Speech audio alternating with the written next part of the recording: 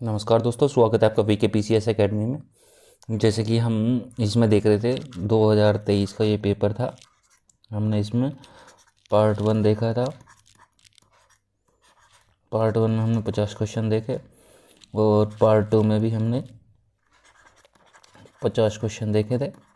और ये अब हम जो स्टार्ट करेंगे ये 101 से स्टार्ट करेंगे 150 तक, ठीक है। तो ये होगा हमारा पार्ट 3। जैसे कि 150 देखा यहाँ, और यहाँ 51 से लेके 100 देखा था, ठीक है। तो शुरू करते हैं आज की वीडियो। जैसे कि क्वेश्चन है, पौधे में जाइलम परिवहन के लिए जिम्मेदार होता है। ऑप्शन ए है जल, ऑप्शन बी है अमीनो एसिड, ऑप्शन सी है ऑक्सीजन, ऑप्शन डी है भोजन। क्या राइट होगा इसमें?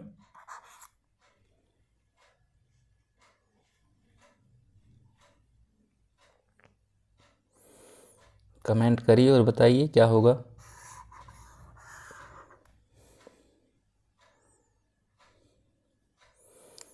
पहले तो आपको ये पता होना चाहिए जाइलम क्या होता है। तो पौधों में मौजूद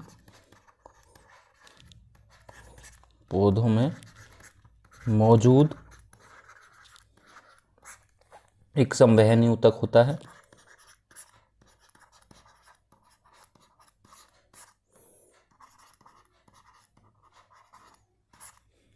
ठीक है। यह पानी और खनिज का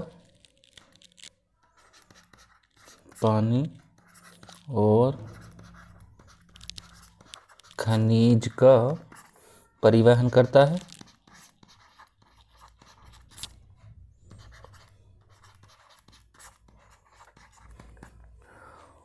लकड़ी का मुख्य घटक होता है ये जाइलम, लकड़ी का मुख्य घटक होता है।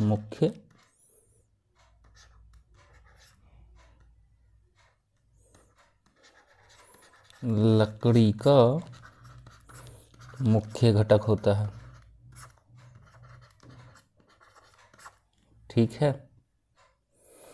और इसमें होगा ऑप्शन ए, ठीक। अगला क्वेश्चन देखते हैं। गैर पारंपरिक ऊर्जा स्रोत वे स्रोत हैं जो कि ऑप्शन ए है गैर नवीकरणीय है, बी है नवीकरणीय है, सी है विद्युत जनित है और डी ऊष्मा जनित है। कौन सा राइट होगा इसमें?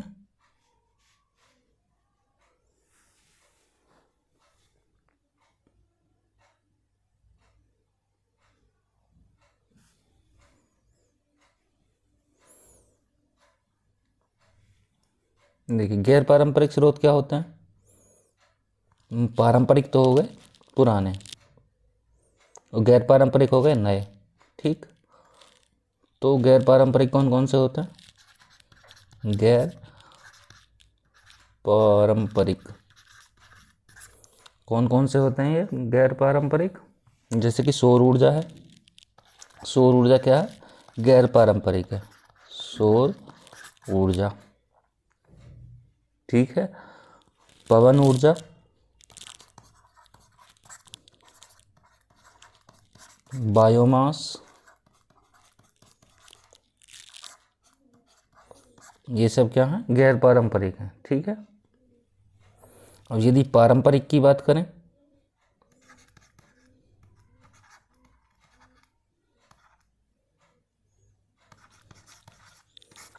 पारंपरिक की बात करें तो कौन कौन से होते हैं? जैसे कि तेल है, खनिज है,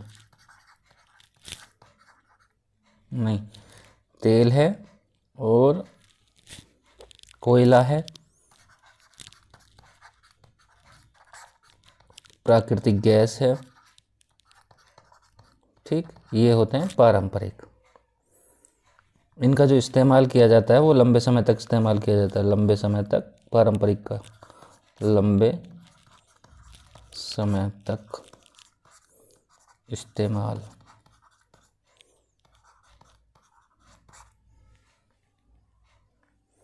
ठीक। लेकिन दोबारा इस्तेमाल नहीं होगा,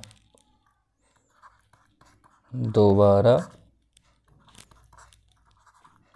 इस्तेमाल नहीं।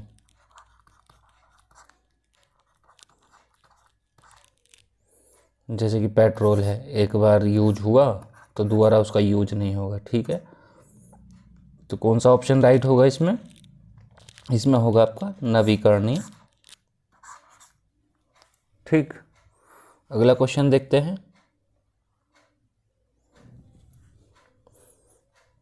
क्वेश्चन है बायोलॉजिकल ऑक्सीजन डिमांड, बीओडी भी कहते हैं इसको, बीओडी किसके लिए एक मानदंड है?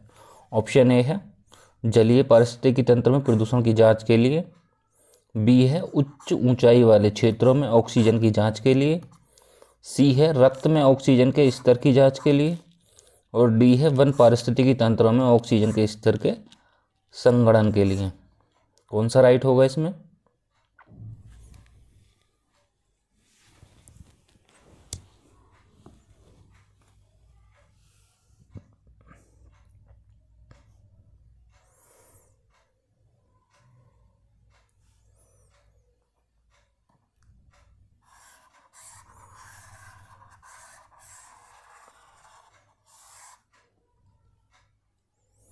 इसमें होगा आपका ए ऑप्शन, जलीय पारिस्थितिकी तंत्र में प्रदूषण की जांच के लिए। ऑप्शन ए राइट होगा। चलिए जानते हैं ये है क्या। पानी में मौजूद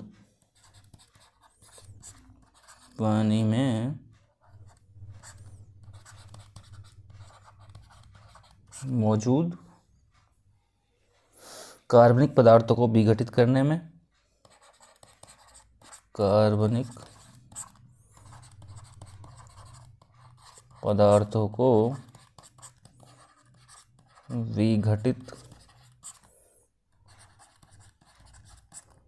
करने में सूक्ष्म जीवों द्वारा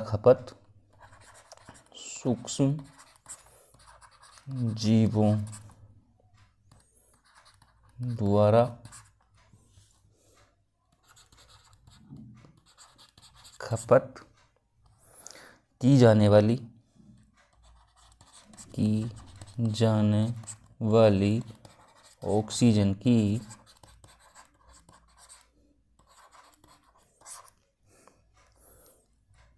ऑक्सीजन की मात्रा को मापता है। ठीक है, चलिए अगला क्वेश्चन देखते हैं। क्वेश्चन है जलीय पौधा जिसे प्राय जल प्लावित धान के खेत में जैव उर्वरक के रूप में प्रयोग में लाया जाता है।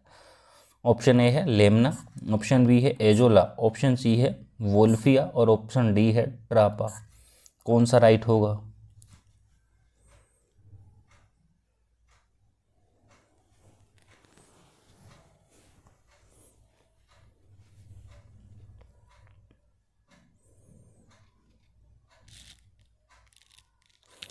इसमें होगा आपका ऑप्शन बी राइट होगा, एजोला होगा। ठीक है, और जानते हैं जैव उर्वरक के बारे में। क्या होता है? जीवित सूक्ष्म जीवों से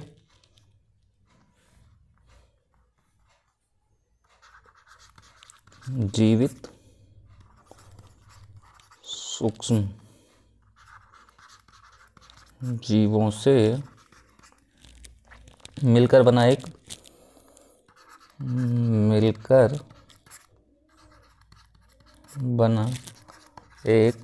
प्राकृतिक उत्पाद है।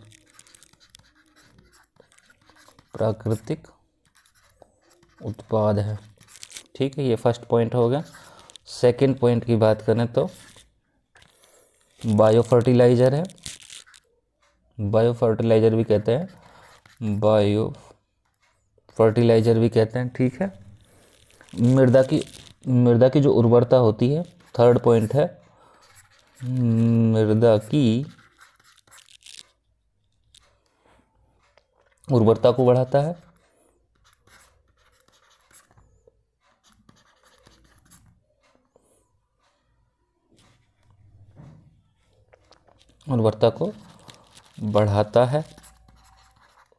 ठीक है, यदि बात करें फोर्थ पॉइंट की, यह मृदा को खनिज युक्त बनाता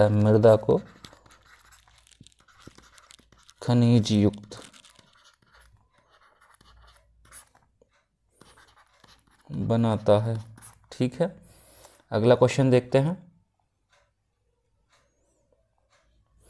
क्वेश्चन है, निम्नलिखित में से किसे हंसी पैदा करने वाली है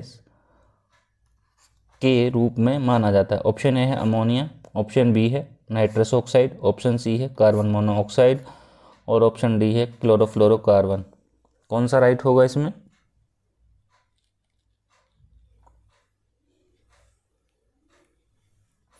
देखिए इसमें होगा आपका कौन सा, बी ऑप्शन राइट होगा। ठीक, नाइट्रस ऑक्साइड। चलिए अमोनिया के बारे में जानते हैं थोड़ा। यह रंगहीन गैस है, रंगहीन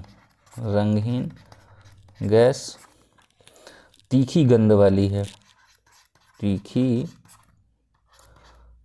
गंध वाली गैस है।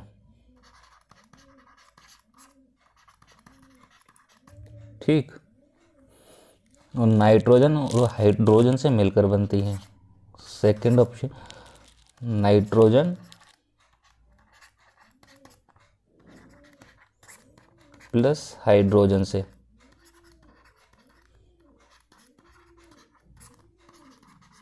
मिलकर बनती है। ठीक है, यदि बात करें थर्ड, तो इसमें क्या है, पानी में घुलनशील भी है, पानी में जल्दी घुल जाती, घुलनशील। ठीक, बात करें नाइट्रस ऑक्साइड की, तो चलिए नाइट्रस ऑक्साइड के बारे में देख लेते हैं थोड़ा। फर्स्ट ऑप्शन, इसको लाफिंग गैस कहते हैं। ठीक है, और रंगहीन गैस है, रंगहीन और अज्वलनशील है, रंगीन है और अज्वलनशील है।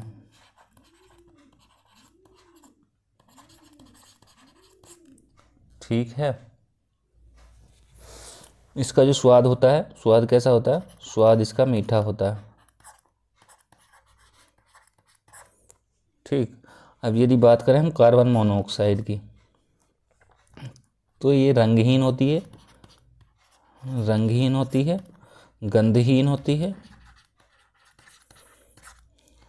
और स्वादहीन होती है। स्वाद नहीं होता, मतलब स्वादहीन। ठीक है, और सेकंड पॉइंट देखें इसमें हम, ईंधन के अशुद्ध जलने से बनती है, ईंधन के अशुद्ध जलने से बनती है। ठीक, यदि बात करें हम क्लोरोफ्लोरोकार्बन की,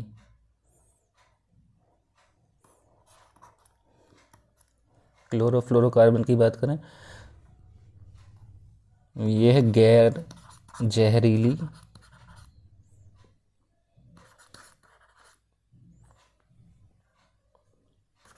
और गैर ज्वलनशील गैस है, ज्वलनशील गैस है। ठीक है, एसिड के रूप में होती है, एसिड के रूप में होती है। ठीक है, इसमें कार्बन, क्लोरीन और फ्लोरीन के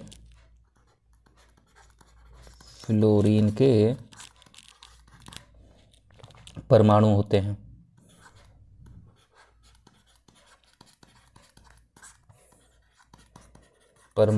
हैं। ठीक है, इसको हेलोकार्बन भी कहा जाता है, क्लोरोफ्लोरोकार्बन को हेलोकार्बन भी कहा जाता है। ठीक है, चलिए अगला क्वेश्चन देखते हैं।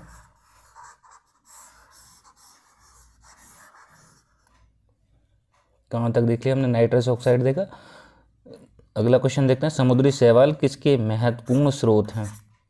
ऑप्शन ए है आयोडीन के, ऑप्शन बी है ब्रोमीन के, ऑप्शन सी है क्लोरीन के, ऑप्शन डी है आर्गन के। क्या राइट होगा?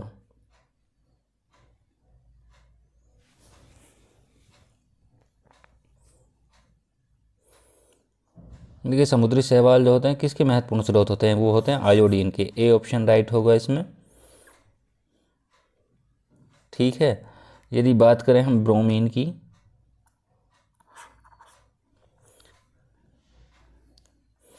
तो यह एक रासायनिक तत्व है, रासायनिक तत्व है, और इसको हम BRB कहते हैं, इसका रासायनिक फॉर्मूला। ठीक है, रासायनिक। और ये क्या होता है? कमरे के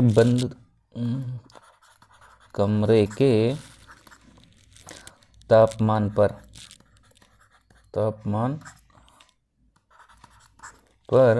तरल अवस्था में रहता है, तरल अवस्था में रहता है। ठीक है, पानी में घुलनशील होती है ये।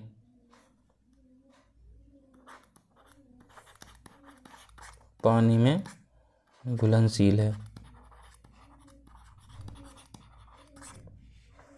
ठीक, इसका रंग जो होता है वो भूरा लाल होता है। रंग कैसा होता है? भूरा और लाल होता है। ठीक है, गंध जो आती है इसमें ब्लीच जैसी आती है। गंध जो आती है इसमें कैसी होती है? ब्लीच जैसी।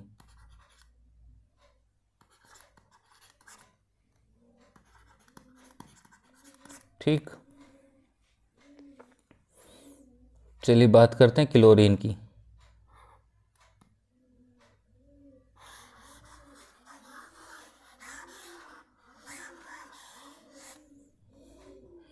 यदि हम क्लोरीन की बात करें तो यह भी एक रासायनिक तत्व है, रासायनिक तत्व है, हैलोजन समूह का सदस्य है, हैलोजन समूह का सदस्य। ठीक, और रंग कैसा होता है? पीला और हरा होता है। रंग होता है इसमें पीला एंड हरा। ठीक है, गंध जो होती है इसकी बहुत तीखी होती है, गंध तीखी होती है।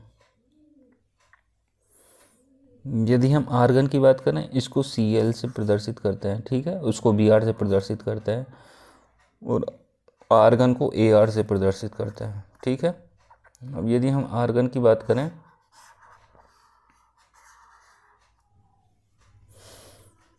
तो यह एक निष्क्रिय गैस है। आर्गन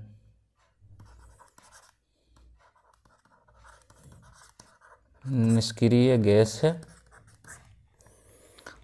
रंगहीन और गंधहीन दोनों हैं, रंगहीन प्लस गंधहीन।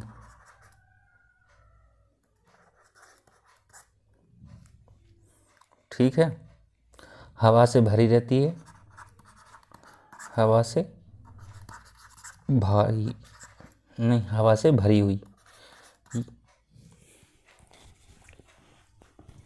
ठीक है, आगे चलते हैं, अगला क्वेश्चन देखते हैं। क्वेश्चन है निम्नलिखित में से कौन एक कीटभक्षी पौधा है? ऑप्शन ए है निक्टेथिंस, और बी है निलुम्बो, और सी है निकोटियाना, और डी है नेपेंथिस। कौन सा राइट होगा चारों में?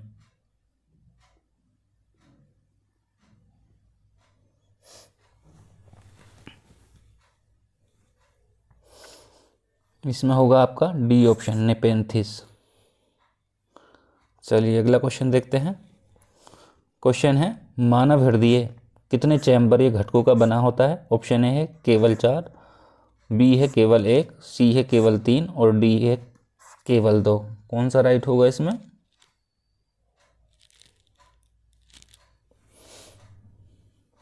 इसमें होगा आपका ए ऑप्शन। 2 ओलिंद 2 नीले 4 होते हैं, ठीक है। अगला क्वेश्चन देखते हैं। 2022 में विश्व में ग्रीन हाउस गैसों के उत्सर्जन में भारत किस स्थान पर था? ऑप्शन ए है 9, ऑप्शन बी है 10, ऑप्शन सी है 11 और ऑप्शन डी है 12। कौन सा राइट होगा?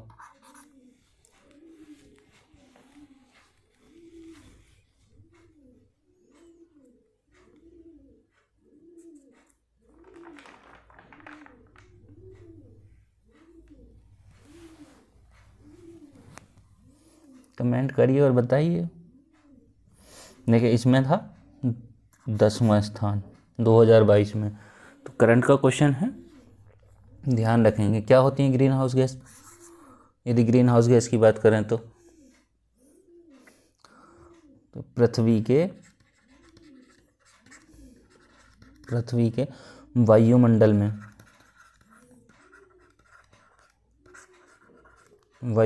में ऊष्मा को फंसाकर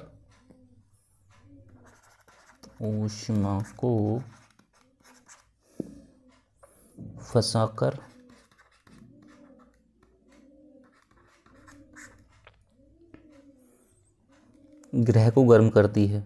फंसाकर ग्रह को क्या करती है? गर्म करती है, ठीक है। कौन कौन सी हैं ग्रीन हाउस गैसें, कौन कौन सी होती हैं? जैसे ग्रीन हाउस गैस की बात करें तो कौन कौन सी होती हैं? एक होती कार्बन डाइऑक्साइड, ठीक है, CH4 होती है और N2O होती है, और कौन सी होती है? H2O होती है, ठीक है। अगला क्वेश्चन देखते हैं। एक भौगोलिक इकाई जो पानी को इकट्ठा करती है, भंडारण करती है एवं पानी छोड़ती है, उसे क्या कहते हैं? ऑप्शन ए है जल विभाजक, ऑप्शन बी है व्यर्थ भूमि, ऑप्शन सी है आर्द्र भूमि, ऑप्शन डी है पानी का हौज। कौन सा राइट होगा इसमें?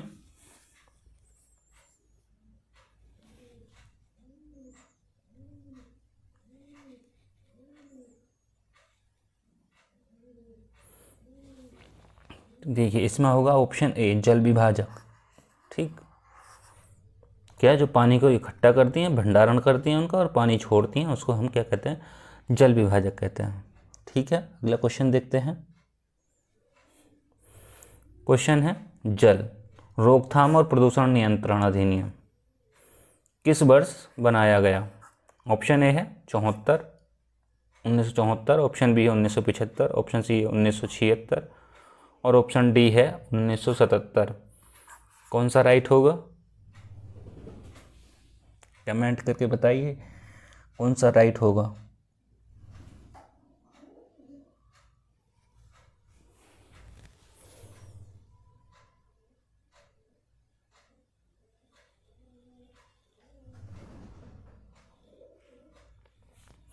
इसमें होगा आपका ऑप्शन ए राइट, ठीक है। अगला क्वेश्चन देखते हैं। क्वेश्चन है लोटिक पारिस्थितिकी तंत्र का उदाहरण है। ऑप्शन ए है दलदल, ऑप्शन बी है तालाब, ऑप्शन सी है नदी और ऑप्शन डी है दसाऊ क्षेत्र यानी मार्सी एरिया। कौन सा राइट होगा?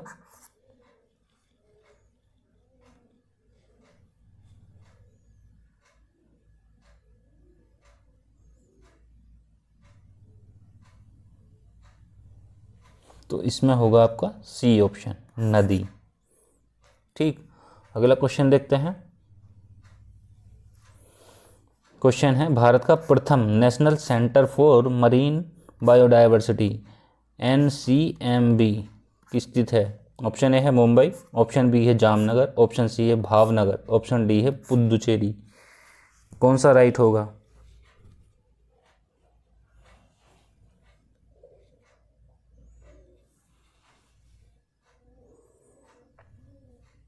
तो इसमें होगा आपका ऑप्शन बी राइट जामनगर, ठीक है। अगला क्वेश्चन देखते हैं। निम्नलिखित में से प्राकृतिक रेशम का एक घटक कौन है? ऑप्शन ए है फास्फोरस, ऑप्शन बी है नाइट्रोजन, ऑप्शन सी है मैग्नीशियम, ऑप्शन डी है पोटेशियम। क्या राइट होगा?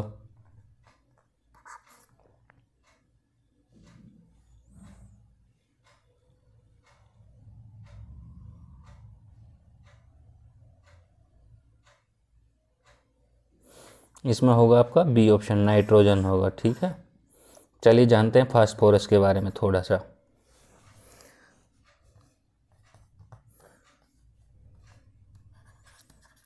कैल्शियम के बाद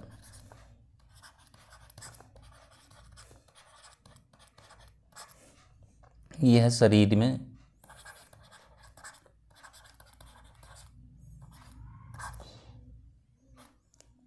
में सबसे प्रचुर मात्रा में पाया जाता है।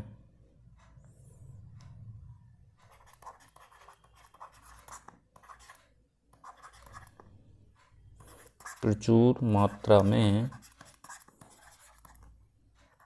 पाया जाता है।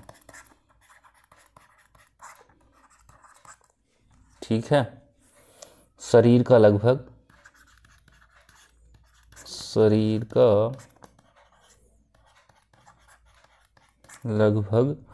85% फास्फोरस, 85% फास्फोरस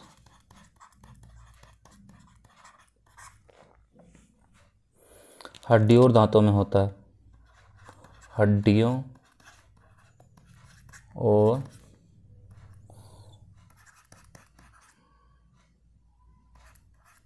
दांतों में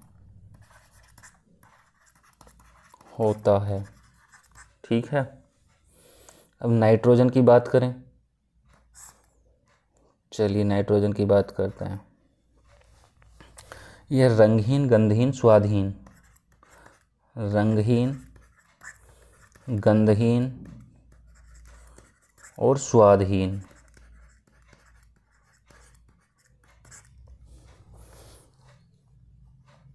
और अक्रिय गैस है। रंगहीन, स्वादहीन गैस है और इसको अक्रिय गैस भी कहते हैं। अक्रिय गैस है। ठीक है, पौधों की वृद्धि के लिए ज़रूरी होती है। पौधों की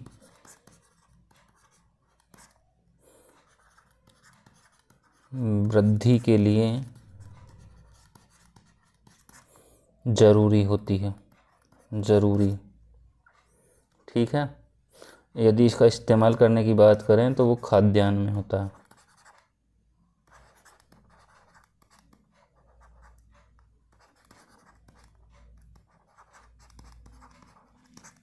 ठीक है, ये खाद्य उत्पादन में।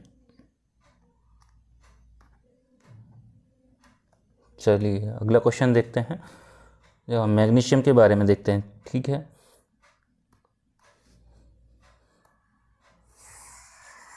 चलिए मैग्नीशियम के बारे में यहाँ देखते हैं।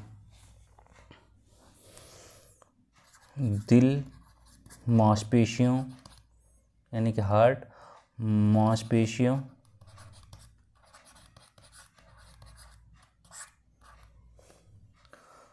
और किडनी के लिए ज़रूरी होती है। किडनी के लिए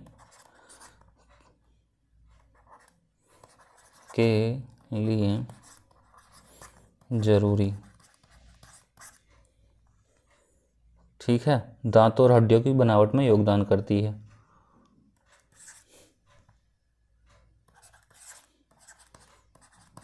दांतों और हड्डियों की बनावट में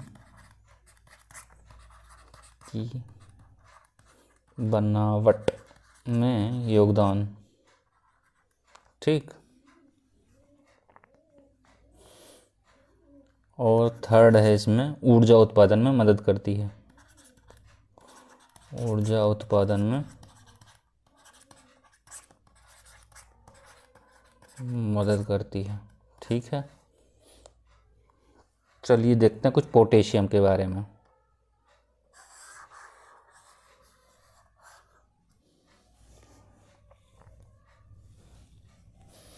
नसों को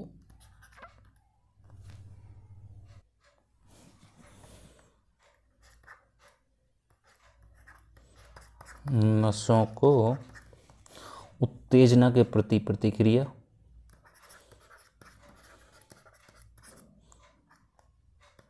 के प्रति प्रतिक्रिया करने और मांसपेशियों को कसने, प्रतिक्रिया करने और मांसपेशियों को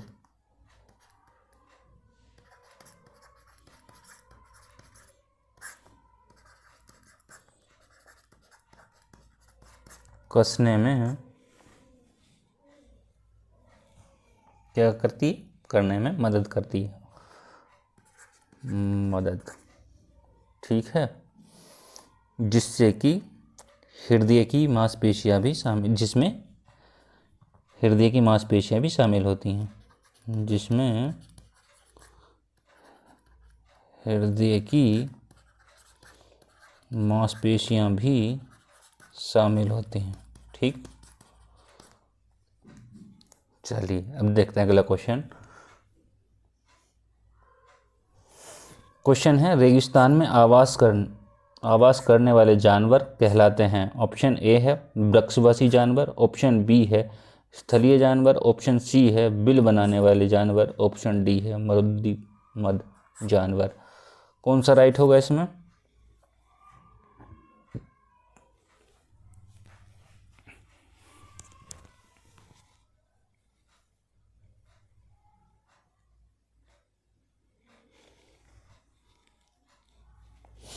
चलिए इसमें होगा आपका ऑप्शन डी राइट, मद जानवर, ठीक है। अगला क्वेश्चन देखते हैं। सुमेलित करना है, कूट दिए गए हैं, जैसे कि एक तरफ व्याधि दी गई है डिजीज, और दूसरे में दिया गया कारक सूची में, ठीक है। अब पेप्टिक ब्लड के सामने दिया विषाणु, यानी कि वायरस विषाणु, और बी में दिया डेंगू प्रोटोजोआ, और क्या है ये फील पाँव के सामने दिया कृमि, और ऑप्शन डी के सामने दिया है आपका मलेरिया के सामने दिया विषाणु, वो विषाणु है और ये विषाणु, ठीक है। कौन सा राइट होगा? चलिए ऊपर कर देते हैं थोड़ा, बताइए कौन सा राइट होगा। 116 नंबर।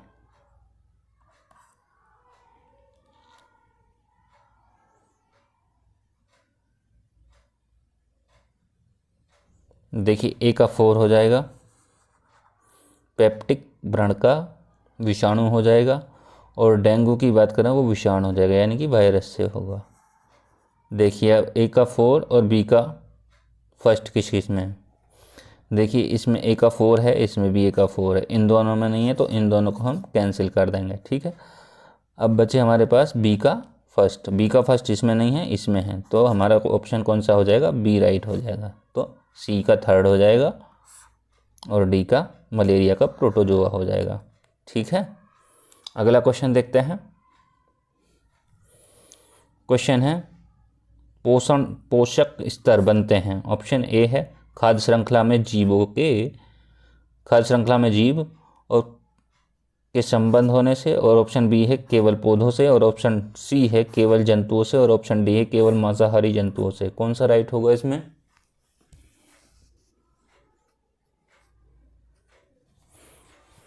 कमेंट करेंगे और बताएंगे क्या होगा।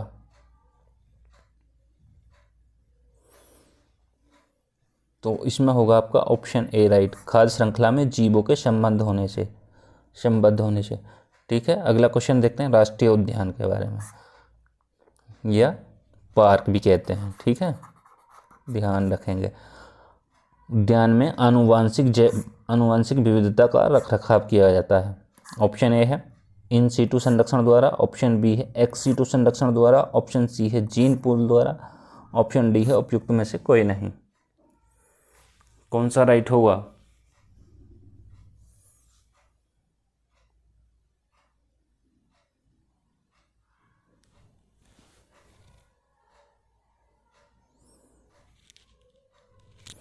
इसमें होगा आपका इन सीटू द्वारा, ऑप्शन ए राइट होगा, ठीक है।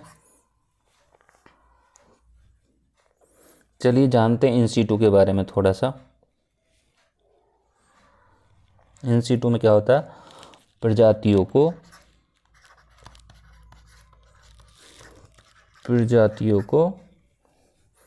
उनके प्राकृतिक आवास में संरक्षण दिया जाता है। प्रजातियों को उनके उनके ही उनके उनके ही आवास में संरक्षण दिया जाता है।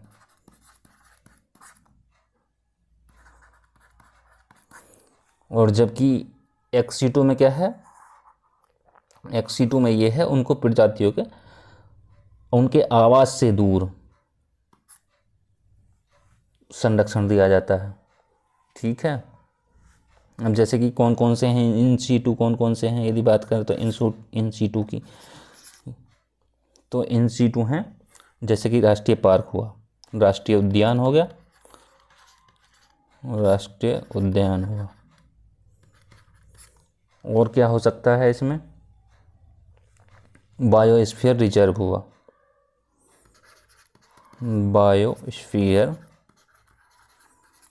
रिजर्व हुआ। ठीक, और क्या हुआ, वाइल्ड लाइफ सेंचुरी हुआ, वाइल्ड लाइफ सेंचुरी। ठीक है, तो ये हुआ हमारा इन C2। यदि XC2 की बात करें,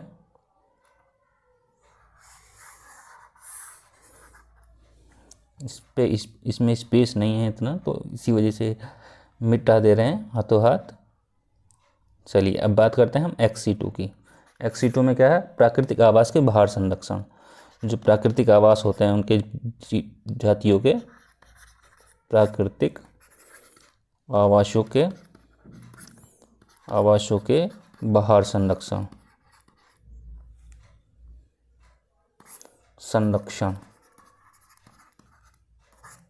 ठीक, इसमें कौन कौन से हो सकते हैं, इसके एग्जाम्पल कौन कौन से हो सकते हैं, तो इसमें वनस्पति उद्यान होता है,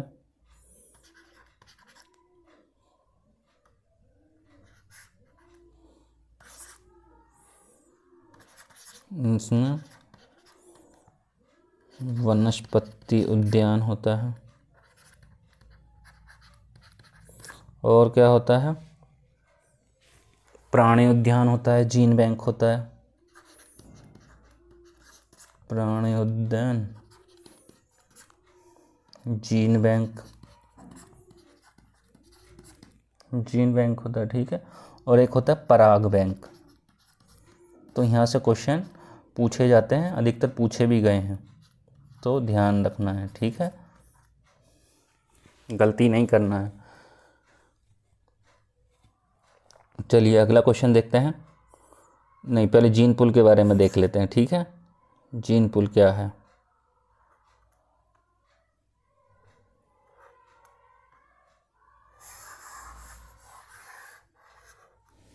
क्या होता है, किसी आबादी या प्रजाति में, किसी आबादी या प्रजातियों में मौजूद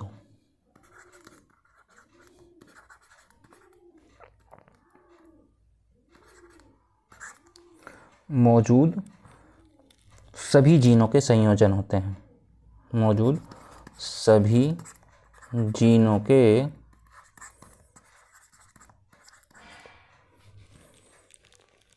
संयोजन होते हैं, संयोजन होता है। ठीक है, और दीर्घकालिक विकास के लिए जरूरी माने जाते हैं, दीर्घकालिक विकास के लिए जरूरी माने जाते हैं, जरूरी। ठीक है, अंतः प्रजनन से, पहला पॉइंट यह हो गया, दूसरा यह हो गया, और तीसरा है ये पॉइंट, अंतः प्रजनन से जीन पूल बनता है, अंतः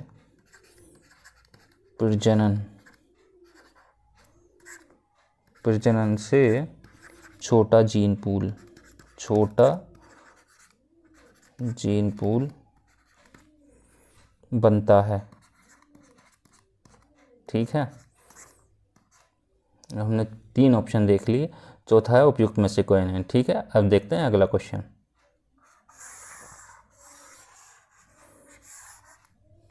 क्या है क्वेश्चन, क्या कह रहा है, भारत के किस भाग में हांगुल नाम का हिरण पाया जाता है? ऑप्शन ए है केरल, ऑप्शन बी है असम, ऑप्शन सी है राजस्थान, ऑप्शन डी है जम्मू कश्मीर। मेरे बोलने से पहले ही आपके दिमाग में ये क्वेश्चन आ गया होगा कि हाँ इसका आंसर क्या होगा। ठीक है, बताएंगे क्या होगा, कमेंट करिए। आसान क्वेश्चन है एकदम।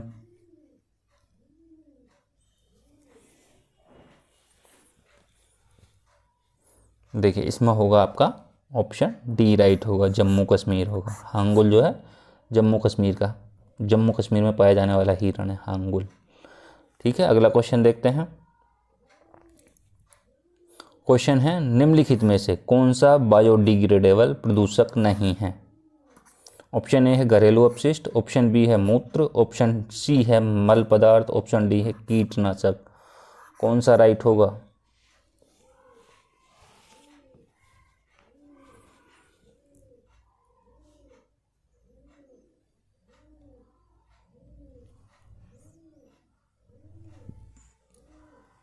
तो इसमें होगा आपका ऑप्शन डी राइट, कीटनाशक होगा। ठीक है, जानते हैं बायोडिग्रेडेबल के बारे में। ये वे पदार्थ होते हैं, ये वे पदार्थ होते हैं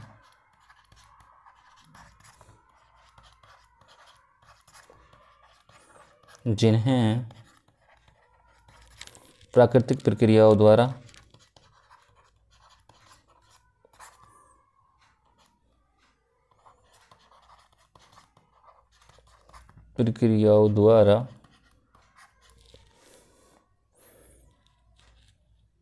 जैसे कि सूक्ष्मजीव, बैक्टीरिया, कवक, सूक्ष्मजीव, बैक्टीरिया, कवक की क्रिया द्वारा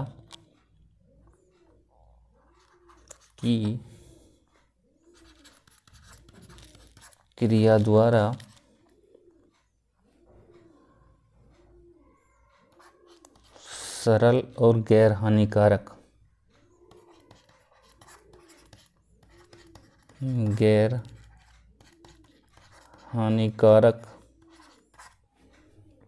पदार्थों में विघटित किया जा सकता है। पदार्थों में इनको विघटित किया जा सकता है।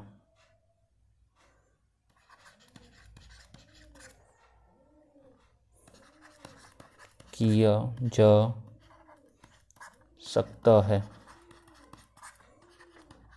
ठीक है, अगला क्वेश्चन देखते हैं। क्वेश्चन है केंद्रीय बजट से। केंद्रीय बजट 2023-24 का है। में कुल परिव्यय में निम्नलिखित में से कौन सा कथन सही नहीं है? नहीं वाला तो पहले पकड़ना है ये। ठीक है, ऑप्शन ए है ब्याज भुगतान 20%, ऑप्शन बी है करों एवं शुल्कों में राज्य की भागीदारी 18%, ऑप्शन सी है रक्षा व्यय 8%, ऑप्शन डी है सब्सिडी 9%। कौन सा राइट होगा इसमें? जो सही नहीं है वो बताना है। तो इसमें होगा आपका ऑप्शन डी राइट। ठीक है, चलिए अगला क्वेश्चन देखते हैं। क्वेश्चन है एक तरफ सिद्धांत दिए हैं, मिलान करना है, सुमेलित करना है। ठीक है, और एक तरफ सिद्धांतों के प्रतिपादक दिए हैं, किसने सिद्धांत दिया है। ठीक है, देखिए उपयुक्त जनसंख्या सिद्धांत है, सामाजिक अपसमायोजन सिद्धांत है, और सी में जनसंख्या संक्रमण सिद्धांत है, और जनसंख्या खाद्यान्न आपूर्ति सिद्धांत है। इसमें थॉम्पसन, माल्थस, एडविन कैनन और हेनरी जॉर्ज। अब बताइए मिला के क्या हाँ कौन सा ऑप्शन राइट होगा इसमें?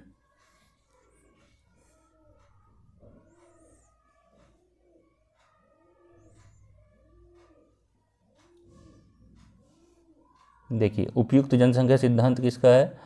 उपयुक्त जनसंख्या सिद्धांत है एडविन कैनन का। ठीक है, उस सामाजिक अपसमायोजन सिद्धांत किसका है? यह है हेनरी जॉर्ज का। किसका है? हेनरी जॉर्ज का।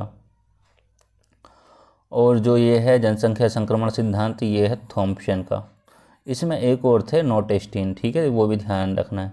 और खाद्यान्न जनसंख्या खाद्यान्न आपूर्ति सिद्धांत में कौन बचे, वो है माल्थस, ठीक है, तो वो है माल्थस। अब बताइए कौन सा ऑप्शन राइट होगा। ए का 4 देखा, ए का थर्ड देखा हमने, बी का 4 देखा, ठीक है, ए का थर्ड एक में ही है पहले तो।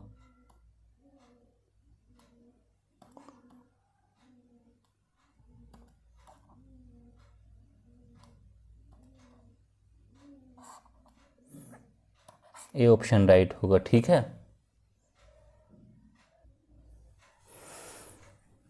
ये कब कब दिए गए थे ये देखना है। यदि इनका ही क्रम पूछ ले, जैसे कि अगले पेपर में यही क्रम पूछ ले माना, तो उसको कैसे लगाओगे, कौन किसने कब दिया था, कौन सा सिद्धांत, ठीक है। ये तो देख लिया किस किसने दिया है।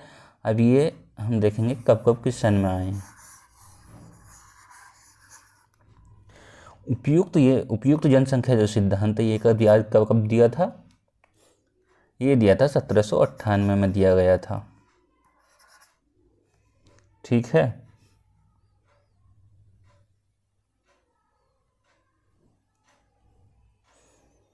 और किसने दिया था, ये आप इधर से देख लेंगे ना, ए का थर्ड, बी का 4 और सी का फर्स्ट और डी का, अब यहाँ से मान लीजिए ये कर दीजिए, ठीक है। अब ये भी होगा किसने दिया था, अभी कब कब दिए गए थे। ये उपयुक्त जनसंख्या सिद्धांत 1798 में दिया गया। और सामाजिक अपसमायोजन सिद्धांत कब दिया गया, ये दिया गया 1970 में, ये 1970 में दिया गया था। और जनसंख्या संक्रमण सिद्धांत कब दिया गया था, इसमें दो थे, थॉम्पसन थे और नोटेस्टीन थे। तो थॉम्पसन और नोटेस्टीन का अलग अलग है, तो कितना कितना है, थॉम्पसन का है 1929, ठीक, और नोटेस्टीन का जो है वो है 1945, ये ध्यान रखेंगे। और जनसंख्या खाद्यान्न आपूर्ति सिद्धांत कब दिया गया था, ये दिया गया था, ये भी 1798 में दिया गया था, ठीक। चलिए अगला क्वेश्चन देखते हैं।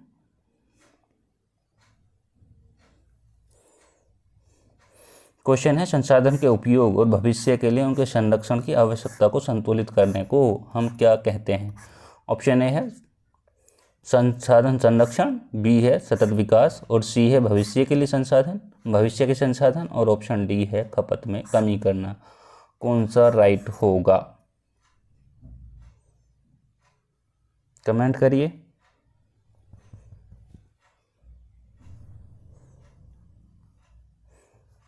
संसाधन के उपयोग और भविष्य के लिए उनके संरक्षण की आवश्यकता को संतुलित करने को हम क्या कहते हैं, तो वो कहते हैं हम सतत विकास कहते हैं हम इसको, ठीक।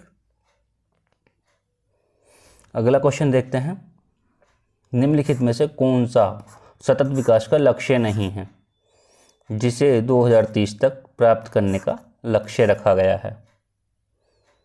कौन सा नहीं है बताइए। ऑप्शन ए है लैंगिक समानता, ऑप्शन बी है शून्य भूख, और ऑप्शन सी है अच्छा स्वास्थ्य और भलाई, और ऑप्शन डी है अंतरिक्ष अनुसंधान। क्या राइट होगा इसमें,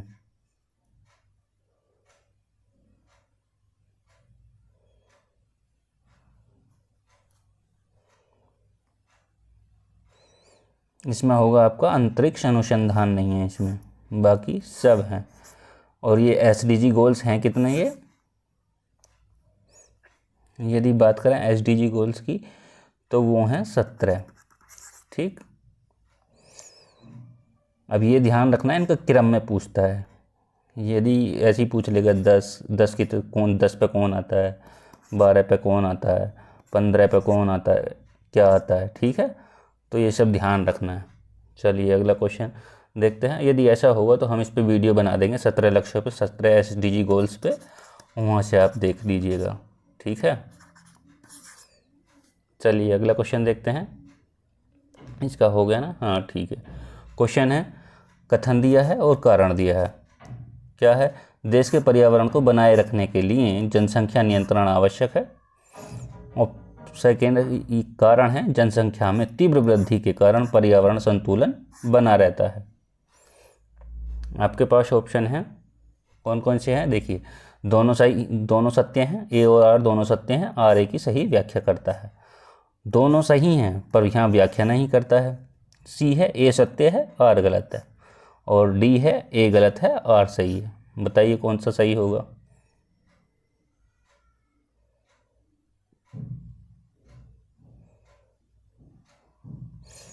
देखिए, देश के पर्यावरण को बनाए रखने के लिए जनसंख्या नियंत्रण आवश्यक है। बिल्कुल है, भी पर्यावरण को बचाना है, जनसंख्या को नहीं कंट्रोल में रखना है, जैसे कि जनसंख्या नियंत्रण करना है।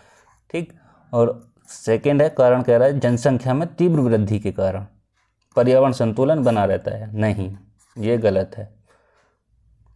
तो आपका ऑप्शन कौन सा होगा? आपका ऑप्शन सी होगा। ठीक।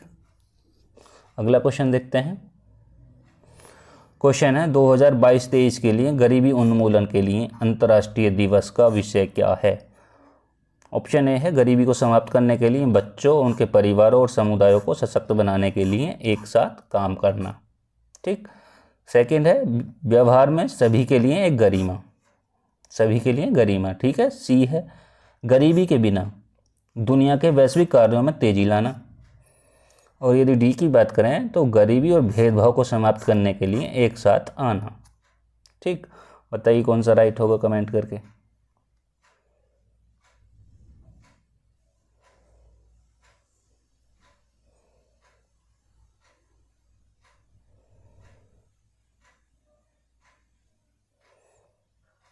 देखिए क्या होगा इसमें, इसमें होगा व्यवहार में सभी के लिए गरिमा।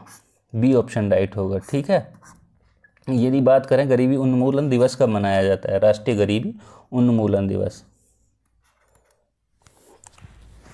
अंतर्राष्ट्रीय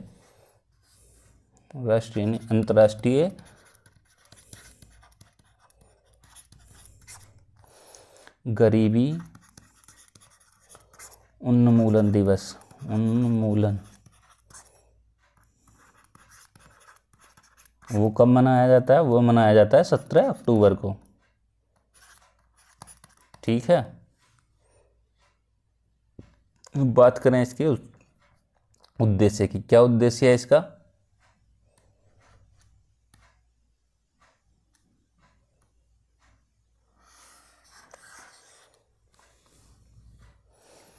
गरीबी के मुद्दे पर, गरीबी के मुद्दे पर जागरूकता बढ़ाना, गरीबी के मुद्दे पर जागरूकता बढ़ाना और गरीबों के संघर्ष को संबोधित करना, गरीबों के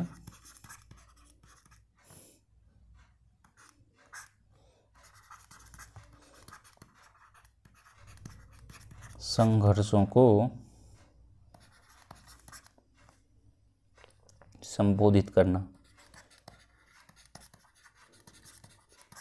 ठीक, ये इसका उद्देश्य है गरीबी उन्मूलन का। चलिए अगला क्वेश्चन देखते हैं। क्वेश्चन है आर्थिक विकास में मानव संसाधन का योगदान के संदर्भ में कथन दिए गए हैं, कौन सा सही है? फर्स्ट है आर्थिक विकास का जनसंख्या वृद्धि पर प्रभाव। सेकंड है जनसंख्या वृद्धि का आर्थिक विकास पर प्रभाव। आपके पास ऑप्शन है केवल 1, केवल 2, दोनों सही और दोनों गलत। कौन सा राइट होगा?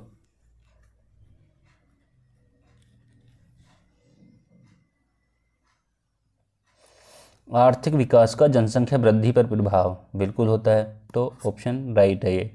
जनसंख्या वृद्धि का आर्थिक विकास पर प्रभाव, ये भी ठीक है, दोनों राइट होंगे। तो ऑप्शन सी के साथ जाएंगे हम, सी ऑप्शन राइट होगा। ठीक है। अगला क्वेश्चन देखते हैं।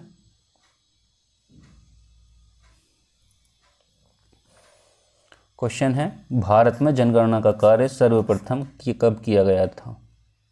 ऑप्शन ए 1850, ऑप्शन बी है 1861, ऑप्शन सी है 1871, ऑप्शन डी है 1881। कौन सा राइट होगा?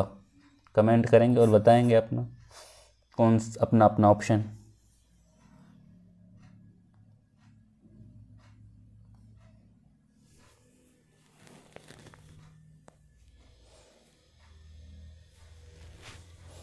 इसमें होगा आपका सी ऑप्शन। ठीक है, 1871 किसके कार्यकाल में हुआ था?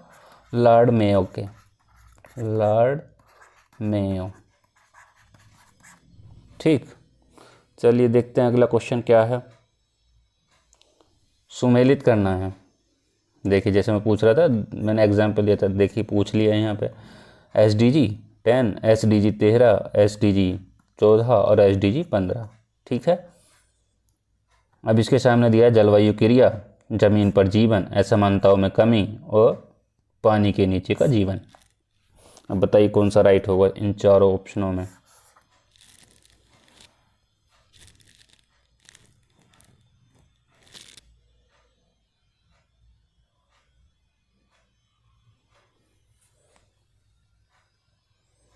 देखिए 10 है आपका असमानताओं में कमी।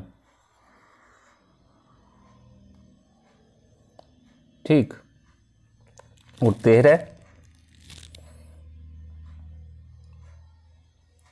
13 है आपका जलवायु क्रिया। ठीक, यदि 14 की बात करें तो यह है आपका पानी के नीचे का जीवन।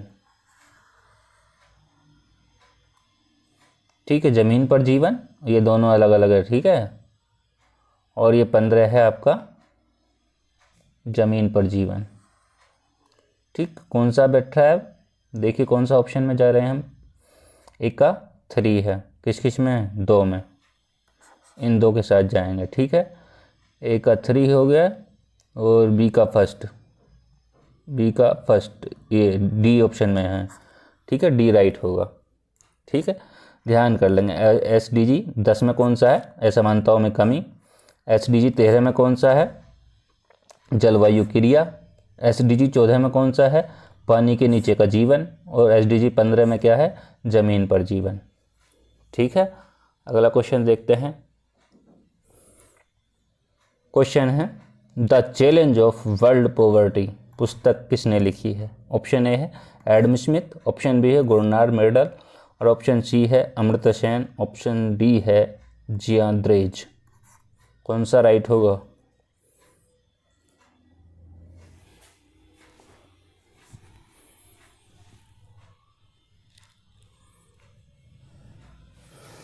तो ये जो पुस्तक थी वो किसकी थी? The challenge of world poverty, तो ये थी गुरनार मेडल की। ठीक है, अगला क्वेश्चन देखते हैं। क्वेश्चन है निम्नलिखित में से कौन सा जननी सुरक्षा योजना का प्रमुख उद्देश्य है? ऑप्शन ए है केवल मातृ मृत्यु दर में कमी करना, बी है केवल नवजात मृत्यु दर में कमी, सी है केवल शिशु मृत्यु दर में कमी और डी है मातृ मृत्यु दर और नवजात मृत्यु दर में कमी। कौन सा राइट होगा?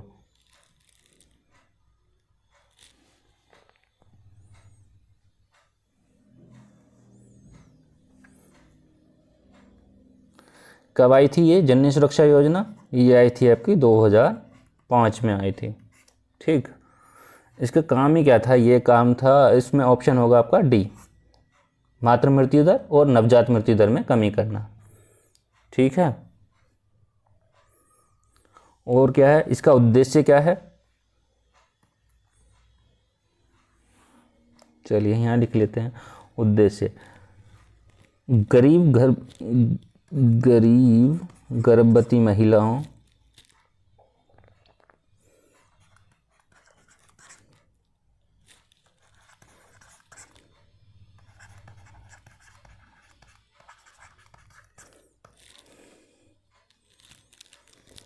के बीच संस्थागत प्रसव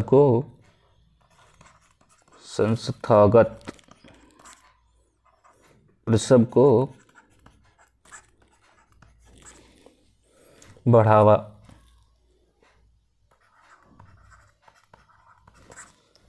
ठीक है, बढ़ावा देकर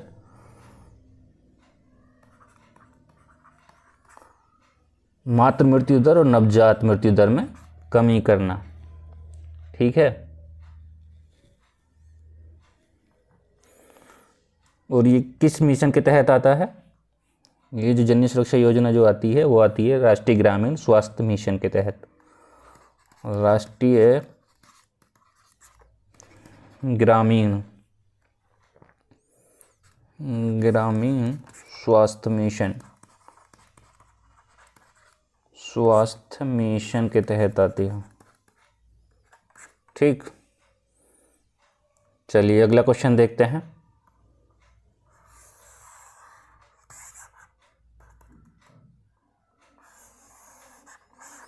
क्वेश्चन है, रियो शिखर सम्मेलन 1992 एजेंडा 21 संबंधित है।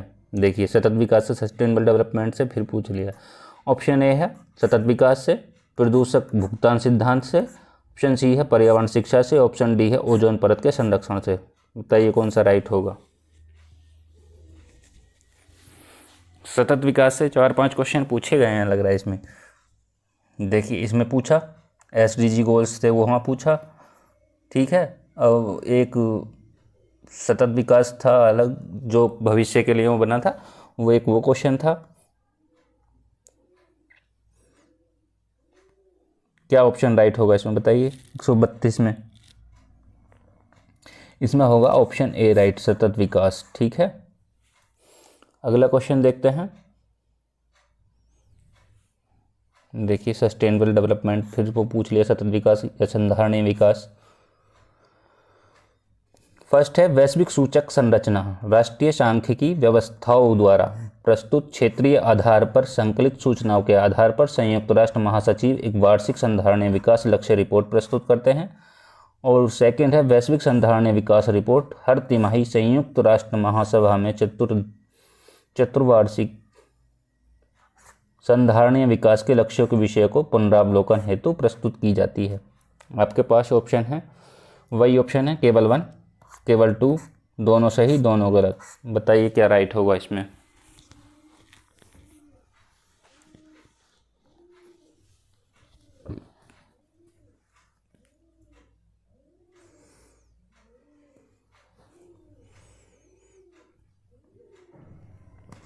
ये राइट होगा, वैश्विक सूचक संरचना राष्ट्रीय सांख्यिकी व्यवस्थाओं द्वारा प्रस्तुत क्षेत्रीय आधार पर संकलित सूचना के आधार पर संयुक्त राष्ट्र महासचिव एक वार्षिक संधारणीय विकास लक्ष्य रिपोर्ट प्रस्तुत करते हैं। सेकंड है, वैश्विक संधारणीय विकास रिपोर्ट हर तिमाही संयुक्त राष्ट्र महासभा चतुर्वार्षिक संधारणीय विकास। नहीं, ये गलत होगा। ठीक है, तो इसमें होगा आपका ऑप्शन ए राइट। ठीक है, चलिए अगला क्वेश्चन देखते हैं। क्वेश्चन है, मानव विकास रिपोर्ट 2021-22 के संदर्भ में कौन सा कथन सत्य है। इसको ह्यूमन डेवलपमेंट HDI भी कहते हैं, HDR या इंडेक्स होगा तो I हो जाएगा। ठीक है, ऑप्शन है हमारे पास मानव विकास सूचकांक, यहाँ देखिए HDI। ठीक है, भारत की श्रेणी 2020 में 130 से उन्नत होकर 2022 में 132 हो गई। सेकंड है, मानव विकास सूचकांक में भारत की श्रेणी 2020 में 130 से 2022 में 132 तक गिर गई है। कौन सा राइट होगा। केवल 1, केवल 2, दोनों सही दोनों गलत।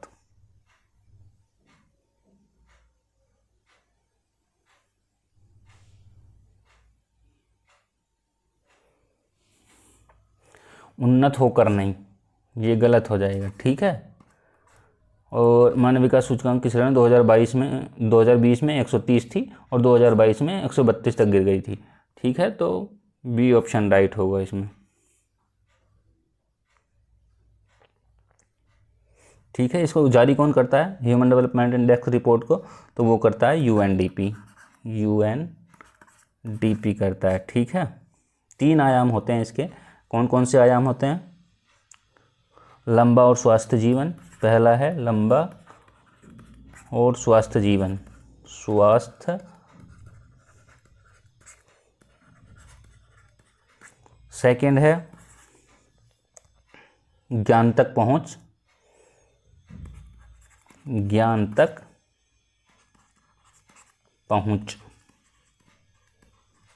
और यदि बात करें थर्ड की हम, वो है सभ्य जीवन स्तर, सभ्य जीवन स्तर। ठीक है, चलिए अगला क्वेश्चन देखते हैं।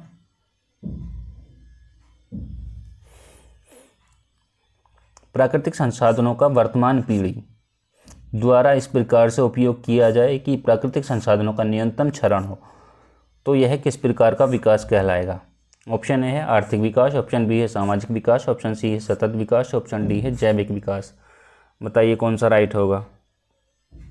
देखिए सतत विकास से ये सेम ही रिपीट कर दिया है, बस थोड़ी सी चेंज की है लैंग्वेज, नहीं तो सेम ही रिपीट किया पिछले वाले क्वेश्चन को। कौन सा राइट होगा इसमें 4 ऑप्शनों में? तो इसमें होगा सतत विकास, सस्टेनेबल डेवलपमेंट। अब देखिए कितने सारे क्वेश्चन पूछे हैं एक तरीके से एक ही उस पर, तो ये सब टॉपिक पक्के होने चाहिए, आपके रटे होने चाहिए। ठीक है, अगला क्वेश्चन देखते हैं। क्वेश्चन है पीएम गति शक्ति योजना के संदर्भ में।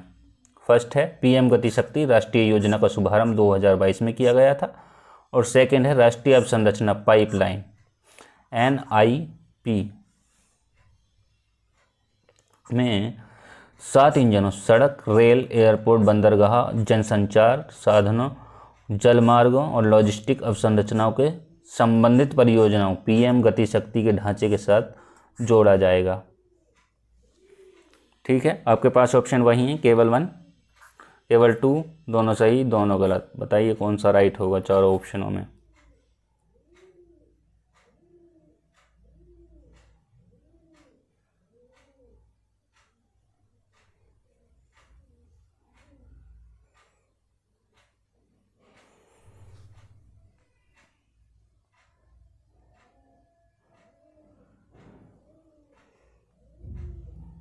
देखिए इसका शुभारंभ कब किया गया? 2022 में नहीं किया गया, तो कब किया गया इसका शुभारंभ?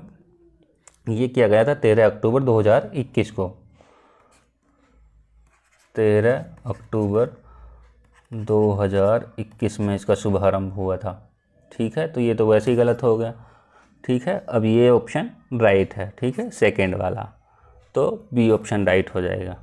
यदि इसके उद्देश्य की बात करें, क्या उद्देश्य है इसका?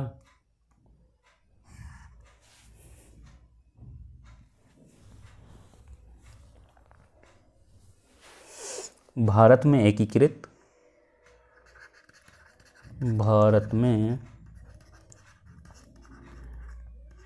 एकीकृत कुशल एंड एकीकृत और कुशल मल्टी मॉडल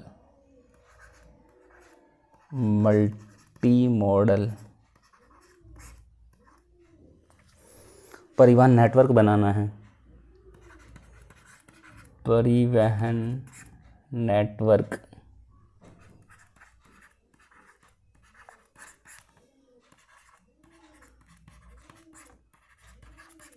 बनाना है। ठीक है, जिससे कनेक्टिविटी बढ़ेगी,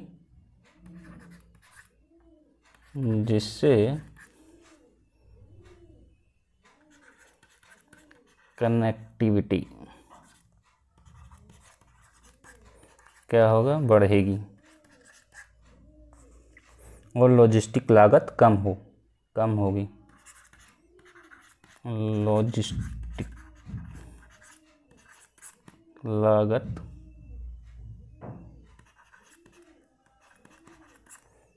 कम होगी। Multi modal. ठीक है, चलिए आगे चलते हैं अगले क्वेश्चन पे। क्वेश्चन है निम्नलिखित में से कौन सी आर्थिक क्रिया नहीं है? ऑप्शन ए है किसानी खेती, बी है नौकरी, सी है स्वैच्छिक समाज सेवा, और डी है आपका परिवहन। कौन सा सही होगा इसमें?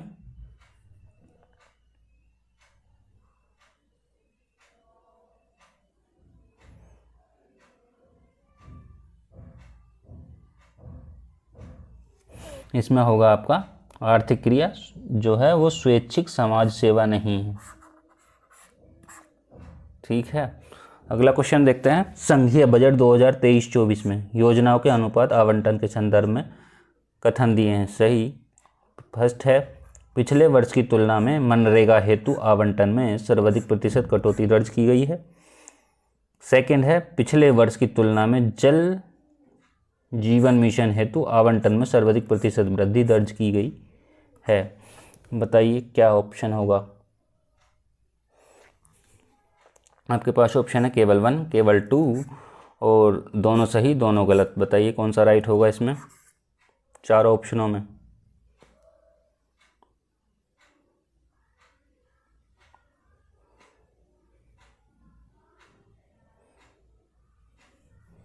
देखिए इसमें जो पिछले वर्ष की तुलना में मनरेगा हेतु आवंटन में सर्वाधिक प्रतिशत कटौती दर्ज की गई, ये सही है। और कह रहा है पिछले वर्ष की तुलना में जल जीवन मिशन हेतु आवंटन में सर्वाधिक प्रतिशत वृद्धि दर्ज की गई है, नहीं ये गलत है। ठीक है, तो ए ऑप्शन राइट होगा इसमें।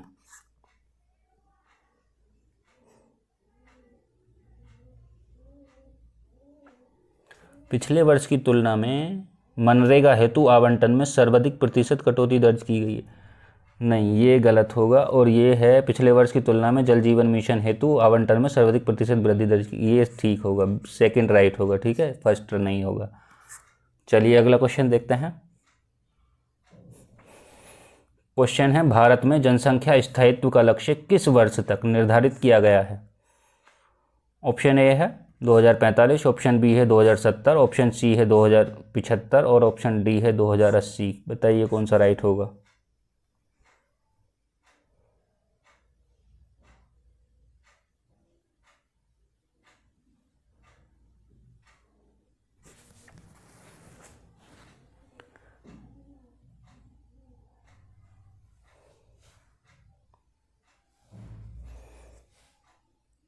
इसमें क्वेश्चन है ये सर्वाधिक वृद्धि दर्ज की गई,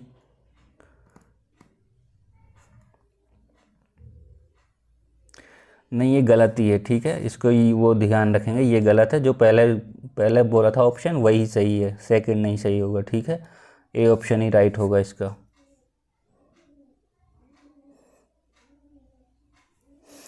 अब इसका आंसर दीजिए कमेंट में क्या राइट होगा।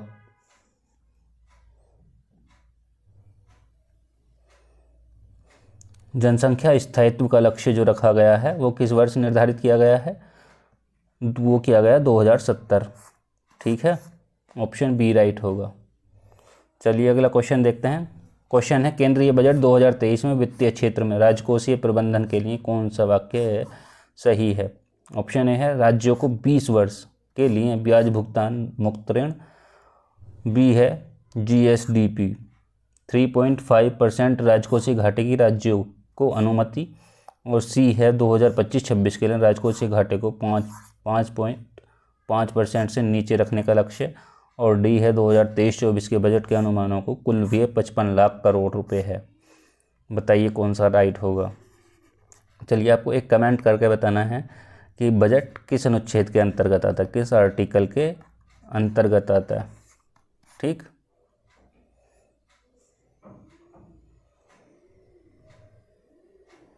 इसमें होगा आपका GSDP का 3.5% राजकोषीय घाटे की राज्यों को अनुमति। ठीक है, राजकोषीय घाटे में क्या होता है, ये राजकोषीय प्रबंधन में क्या होता है, राजस्व संग्रह,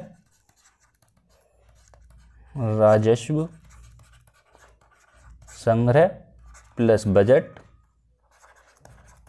और प्लस व्यय, ये सब शामिल होते हैं। ठीक, चलिए अगला क्वेश्चन देखते हैं। क्वेश्चन है सेवाओं के बारे में आर्थिक सर्वेक्षण यानी कि इकोनॉमिक सर्वे 2023 से पूछा गया और नहीं है, कौन सा कथन सही नहीं है इनमें बताना है।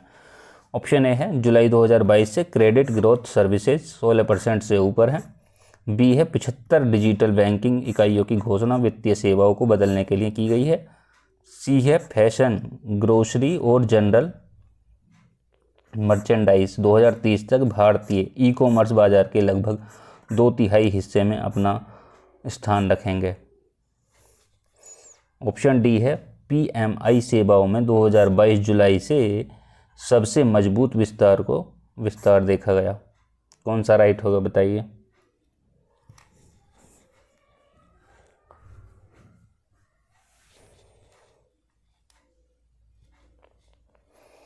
इसमें आपका होगा ऑप्शन सी यानी कि फैशन, ग्रोसरी और जनरल मर्चेंडाइज 2030 तक भारतीय ई कॉमर्स बाजार के लगभग 2/3 हिस्से में अपना स्थान रखेंगे। ठीक है, अगला क्वेश्चन देखते हैं। क्वेश्चन है निर्धनता के बारे में, निर्धनता के प्रकार।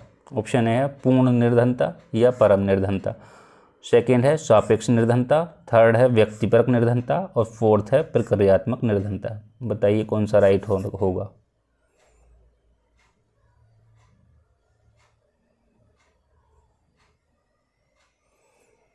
देखिए इसमें ये 3 आते हैं, पूर्ण निर्धनता, सापेक्ष निर्धनता और व्यक्तिपरक निर्धनता।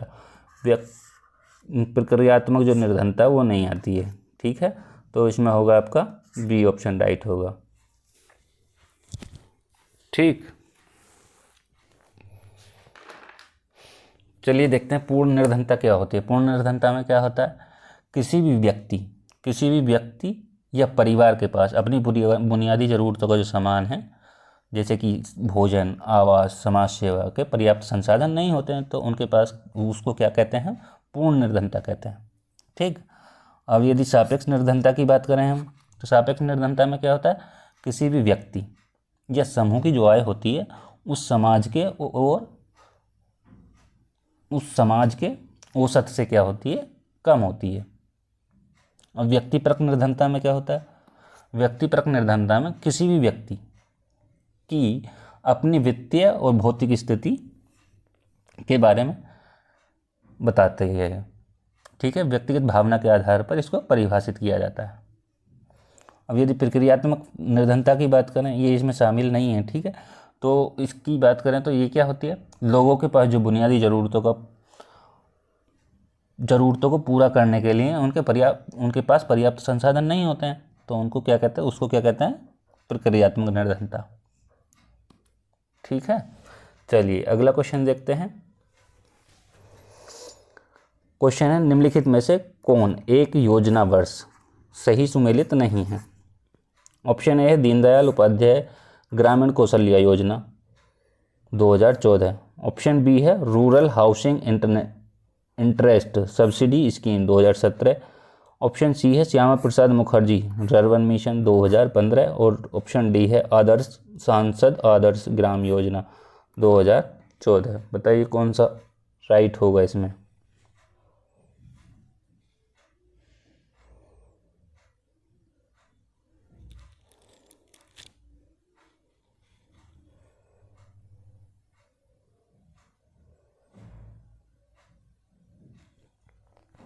इसमें होगा आपका ऑप्शन सी राइट, ये सुमेलित नहीं है। ठीक है, ये कितना है, ये 2015 नहीं है। ठीक है, ये यहाँ है 2016। ठीक है, चलिए अगला क्वेश्चन देखते हैं। क्वेश्चन है उत्तर प्रदेश से संबंधित है, योजना है उत्तर प्रदेश की। अनूठी उपहार योजना, मातृशक्ति उद्यमिता योजना, कौशल्या मातृत्व योजना और स्त्री निधि योजना। बताइए कौन सा राइट होगा। केवल 1, केवल 2 और 3 सही और 2, 3, 4 सही। बताइए कौन सा राइट होगा इसमें। देखिए इसमें होता है अनूठी उपहार योजना कहाँ की है, उत्तर प्रदेश की है। मातृशक्ति कहाँ की है, मातृशक्ति उद्यमिता योजना ये है हरियाणा की। ठीक, अब यदि कौशल्या मातृशक्ति योजना की बात करें तो ये है छत्तीसगढ़ की है। और यदि इसकी बात करें स्त्री निधि योजना की तो ये है हमारी राजस्थान की।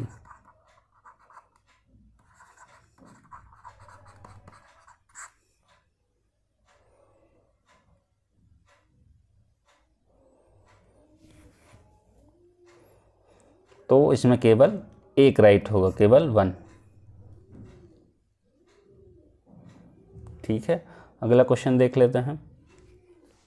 क्वेश्चन है निम्नलिखित में से कौन सा कार्यक्रम केंद्रीय सरकार का कार्यक्रम नहीं है और यह उत्तर प्रदेश सरकार की योजना है। ऑप्शन ए है मनरेगा, ऑप्शन बी है ग्रामीण स्वास्थ्य मिशन, ऑप्शन सी है गंगा एक्सप्रेसवे, ऑप्शन डी है पंडित नेहरू उत्कर्ष योजना। बताइए कौन सा राइट होगा इसमें।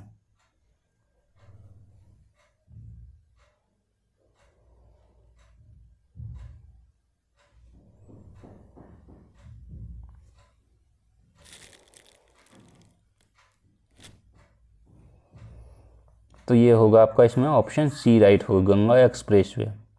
इसका जो लक्ष्य रखा गया है वो 2025 तक कंप्लीट करने का लक्ष्य रखा गया है नवंबर में, ठीक है। पंडित नेहरू उत्कर्ष योजना जो है ये कब आई थी?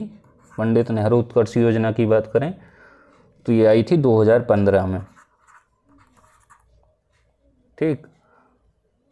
और ग्रामीण स्वास्थ्य मिशन की बात करें ये है कब? 2005, 12 अप्रैल 2005 को, ठीक। यदि बात करें मनरेगा की,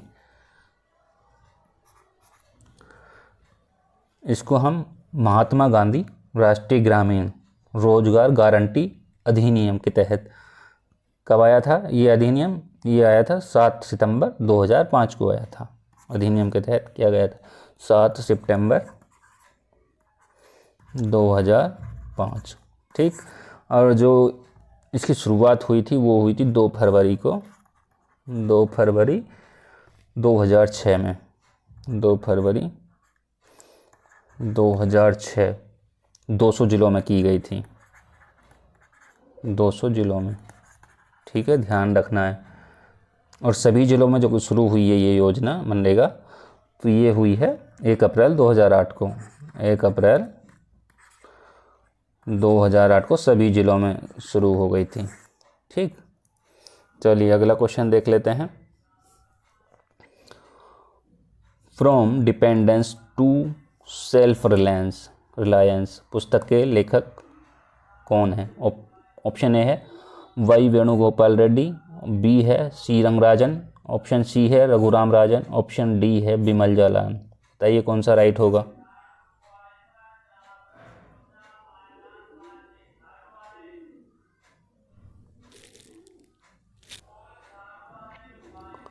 from dependence to self reliance में होगा Bimal Jalan, option D right होगा, ठीक है। क्वेश्चन है निम्नलिखित में से कौन सा विश्व वेटलैंड दिवस के रूप में जाना जाता है? ऑप्शन ए है 10 जनवरी, ऑप्शन बी है 15 जनवरी, ऑप्शन सी है और 2 फरवरी। बताइए कौन सा राइट होगा इसमें?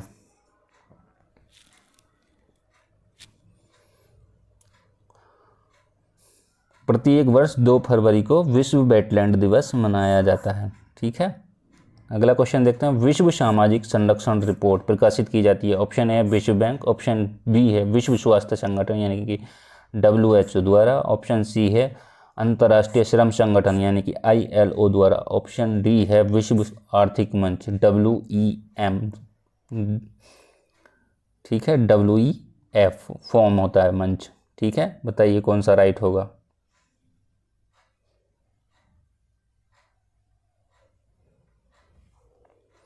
देखिए WHO का जो मुख्यालय वो कहाँ है?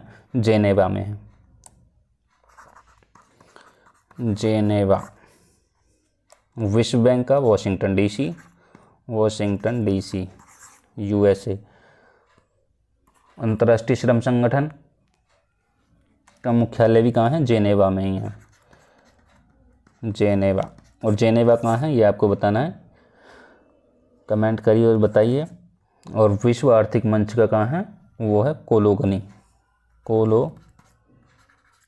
कोलोगनी। ये कहाँ है? स्विट्जरलैंड में। और जेनेवा कहाँ है? स्विट्जरलैंड में ही है ये भी, ठीक है।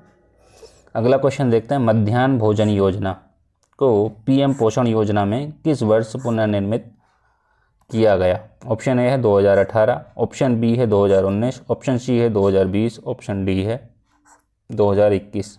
बताइए कौन सा राइट होगा?